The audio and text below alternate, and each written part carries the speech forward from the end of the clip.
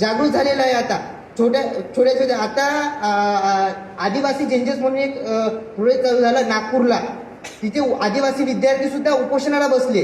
ते कशामुळे? या छोट्यासे एक कॉक्रोच जनता पार्टीचा मुवमेंट झाला.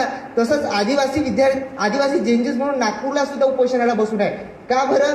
का की आदिवासी विद्यार्थ्यांवर 5 ऑगस्ट रोजी एक GR काढला, ज्या आदिवासी विद्यार्थ्यांवर म्हटलं गेलं आदिवासी विद्यार्थ्यांच्या जे संविधान आहे संविधानिक हक्काच्या विरुद्धात ते काढलं गेलेलं आहे.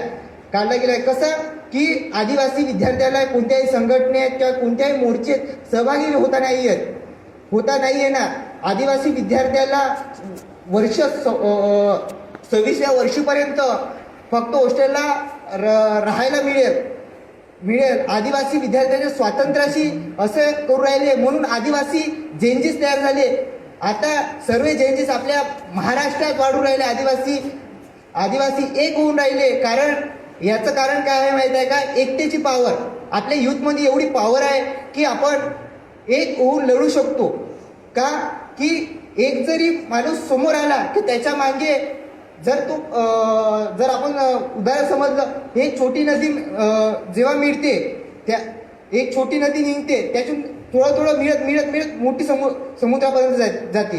तसंच जर आपण बघितलं ना तर समुद्रापर्यंत तसं आपण नाही एक जर पाऊल पुढे टाकू, आपल्या समोर आपले मित्र येतात, त्याच्या मित्राचे मित्र येतात. आपण कोणालाही भेले नाही पाहिजे. हे महत्वाचं आजच्या युगातलं हे आहे.